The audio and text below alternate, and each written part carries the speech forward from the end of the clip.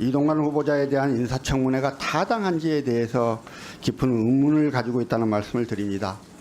아들 학폭 의혹에 대해서 거짓으로 해명했다가 들통이 나면 말을 바꿔버렸고요. 청와대 대변인 당시 땅 투기 기사에 외압을 행사했던 사실에 대해서는 친한 언론사 동지인 편집국장에게 좀 봐줘라고 했을 뿐이라며 당당하게 언론의 공정을 해쳤음을 자백했습니다. 기억하시는 대로 이정현 전 의원은 이런 정도 같은 정도의 말을 했다가 형사처벌을 받았습니다. 청와대 홍보수석 시절에는 명진스님에 대한 불법 사찰과 사이버 심리전을 하도록 지시하기도 했습니다. 인사청문회를 준비하면서 아들 학폭 무마 의혹, 자녀 편법 증여 의혹, 부당한 재산 행사 의혹 등에 대한 자료 요구를 했더니 개인정보, 사생활을 거론하며 자료 제출을 거부했습니다. 이는 실로 국민을 우롱하는 처사가 아닌가 싶습니다. 화면 보시죠. 후보자 아들 학폭 사실을 기록한 2장의 진술서인데요. 이 진술서 본 적이 있습니까? 저는 본 일이 없습니다. 여기 나오시기 전까지 한 번도 안 보셨어요? 언론을 통해서 이런 것이 있다는 사실을 이게 알게 된 겁니다. 후보자 아들의 학폭 사실을 기재한 진술서라고 하는 거는 아시죠? 뭐 공식 진술서는 자요. 아닌 것으로 공식이건 알고 있습니다. 아니건 간에 말입니다. 최소한 내 아들이 다른 친구를 두드려 패고 어쩌고 했던 내용들이 기재 있는 진술서라면 아버지라면 최소한 내용을 확인하고 아들을 불러서 이게 사실인지 왜 친구를 괴롭혔는지 물어보고 잘못한 점이 있으면 훈계했어야 되는 거 아닙니까? 이걸 아예 무시해버리고 보지도 않고 오시는 겁니까? 아닙니다. 제가 분명히 아니 이걸 내용이 안 봤다는 게 말이 돼요? 안 봤다는 게? 아니 여기에 대해서 여러 가지 시비가 있을 수는 있는데요. 그러나 내 아들의 학폭 사실이 절절하게 기재되어 있는 내용을 보지도 않고 왔다라고 하는 그런 답변을 하실 수 있는 거예요, 아니, 지금? 저 질문에 조금 차분히 한번 말씀을 드릴게요. 아까 이렇게 질문하셨을 하시죠. 때는 후보자님. 이 원본을 본 일이 없다는 예, 것이고 예. 나중에 내용은 한번 할까요? 보셨어요? 아니 그냥 물어보는 거예요. 언론을 통해 보도된 거를 뒤늦게 봤는데 그 사실을 제가 물어봤습니다. 저희 아들한테 예. 이 중에서 무엇이 이따가 사실이냐. 제가 그러니까 상당 질문할 사실이 거예요. 아니라고 얘기한 거를 저는 확인을 물론 했죠. 이 진술서는 후보자 아들에게 2011년 1월 1학년 때 학교 폭력을 당한 학생들이 2012년 3월 2학년이 돼서 학교 폭력을 상담하고 작성한 진술서들이에요. 후보자는 이게 정식 진술서가 아니어서 효력이 없다 이렇게 주장을 하십니다. 그러나 2015년 서울시 교육청의 하나고 특별감사 결과 보고서에 의하면요. 피해 학생들의 진술서는 1학년 때 교사였던 A에게 상담하고 A 교사가 같은 학교 B 교사에게 사실인지 여부를 파악해달라고 요구하고 이에 B 교사가 피해 학생들과 친분이 두터웠던 교사 CD에게 상담을 진행해서 진술서를 작성하도록 했다라고 되어 있습니다. 이 감사 결과 학폭 피해 사실을 알고 있는 교사만 4명에 이른다는 거예요. 다음 화면 보시죠. MBC 보도, YTN 보도 뭐 이건 잘 아실 거 아니에요. 그리고 더하여 오늘 아침에 경향신문 보도까지 이어졌습니다. 한 교사는 2학년이 되어서 찾아온 피해 학생들이 1학년 때 당한 학교 폭력을 너무 힘들어했고 학폭 피해 보고 뒤 진술서를 작성했다 이렇게 발언을 했습니다. 후보자가 1학년 때 화해했다고 주장하는 것과는 달리 진술서를 쓴다는 건 화해가 되어서 쓴 건 아니다. 이렇게 또 다른 교사는요. 피해 학생들은 1학년 때 이미 학교에 여러 차례 도움을 요청했는데 이후에도 문제가 해결되지 않자 믿을 수 있는 교사를 찾아가 도움을 달라고 했던 것이다. 이렇게 이야기를 합니다. 그리고 뒤늦게 사태의 심각성을 안 교사들이 이 정도 가해행위면 후보자 아들이 학교를 떠나야 하는 것이라고 판단했다고 그런 말도 합니다. 후보자는 이와 관련해서 피해자 한 명이 일관되게 학폭이 아니라고 주장을 하고 있어서 사실과 다르다 이렇게 이야기를 합니다만 전체적인 결과들 즉 서울시 교육청의 특별감사 결과 보고서 당시 피해 학생들을 상담한 교사의 증언 여러 가지 것들을 보면 진술서 내용이 사실이라는 점을 알 수 있습니다. 다음 화면 보실까요? 진술서 중 하나인데요. 피해 학생 모두 4명이고요. 3, 4월부터 팔과 가슴을 수차례 때리고 침대에 눕혀서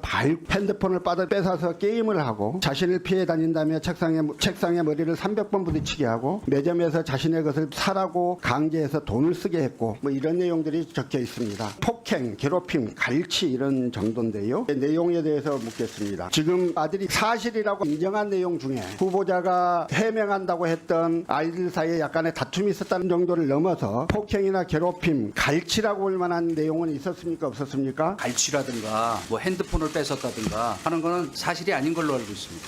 아들이 혼날까 봐 아버지한테 거짓말했을 가능성은 없습니까? 한 10차례 불러서 물어봤습니다. 그런데 당시 진술서를 받았던 교사들은 이게 모두 사실이라고 주장하고 있습니다. 어떻게 답변하시겠습니까? 그거에 대해서는 제가 딱 두 가지로 얘기하겠습니다. 뭐냐? 이 경우에 제일 중요한 건 아무도 그 현장을 본 사람이 없습니다. CCTV가 있는 것도 아니고. 그렇다면 피해를 입었다고 하는 학생의 진술이 제일 중요한 거 아닌가요? 그리고 그 사람이 물론 이제 그 당시엔 학생이었지만 본인이 입장문을 내면서 그냥 아는 대로 쓰라 그래서 다른 사례 들은 것까지 썼다고 분명히 밝혔고 본인도 가해를 했는데 그거는 기록을 안 했다 그랬어요. 더 중요한 거는 이 사람들이 2015년 지금 의원님이 그 말씀하신 청문회 때 다 나온 얘기입니다. 뭐냐? 상담을 했던 교사분들도조차도 인정한 겁니다. 이 학생들이 나중에 서명 날인을 하라 그랬더니 거부했습니다. 이게 어떻게 공식 진술서입니까? 저는 이렇게 봅니다. 이거는 저희가 경찰서에 옛날에가 조사를 받으면 임의 진술이라는 걸 합니다. 조사받을 때 아는 대로 다 써봐. 그런 정도 수준의 것이라고 물론 그렇다고 해서 학폭이 없었다는 건 아닙니다. 그러나 나중에 재판에서 증거로 채택되려면 본인의 엄밀한 서명 날인이 있고 담당 검사의 도서에 기록이 돼야 됩니다. 근데 아무 서명 날인도 돼 있지 않은 거를 인정하라 그러면 그건 좀 강변 아니신가 싶습니다. 아까 질의 과정에서 검찰에 고발을 했는데 다 무혐의 처분받았다는 걸 마치 학폭도 없었고 모든 행위가 정당한 거의 증거인 양 말씀을 하셔서 그 부분 좀 말씀을 드리겠습니다. 2015년도에 특별감사했고 11월 달에 업무 방해로 고발했지요. 검찰이 2016년 11월 30일 불기소 결정을 합니다. 근데 불기소 결정에 이런 문제가 있습니다. 첫째, 학폭법을 근거로 하지 않고 학교폭력 사안 처리 가이드북을 근거로 해서 담임교사가 자체를 해결할 수 있는 사안으로 보았습니다. 이 가이드북은 학폭법에 기초해서 교장이나 담임교사 등이 반드시 알아야 할 사항들을 안내하는 내부 지침에 불과하고 법규명령적 성격을 갖고 있지 않습니다. 그럼에도 불구하고 검찰은 이에 근거해서 불기소 처분을 한 우를 범했습니다. 두 번째로 그 검찰은 지극히 부실한 조사를 했습니다. 그 가이드북에 의하면 학폭이 신고가 되는 경우 학교에서는 이걸 우선 출석 정지를 할 수 있는 사안인지 담임교사가 자체 해결할 사안인지 일반적 절차로 가야 되는 사안인지를 분리해서 처리하도록 가이드를 하고 있습니다. 일반적 절차로 가야 하는 사안은 우리가 늘 아는 학폭의 일반 절차를 거치는 겁니다. 근데 이 중에 담임교사가 자체 해결할 수 있는 의로 하나고는 처리를 했다는 것이고요. 그 이에 대해서 검사가 불기소 처분한 근거는 바로 이런 겁니다. 담임교사가 가해 학생과 피해 학생을 면담한 결과 가해 학생과 피해 학생이 서로 합의하고 피해 학생의 가해 학생의 처분을 원하지 않아 교감 등과 상의 후 자체 해결할 수 있는 사안으로 처리했다고 진술했다. 여기까지. 자, 교사의 말에 따라서 이 건으로 고발된 교감이 죄가 있느냐 없느냐가 결정이 돼요. 근데 교사가 서로 합의해서 이렇게 처리했습니다라고 이야기를 하는데 그러면 당연히 이 사람들이 실제로 합의했는가 조사를 해야 합니다. 그리고 그 가해 학생에 대한 처벌을 원치 않았던 게 사실인지 조사를 해야 될 거예요. 조사 안 했습니다. 불기소 처분서예요. 그걸 조사했다는 내용이 전혀 없어요. 이건 전형적으로 봐주기 수사예요.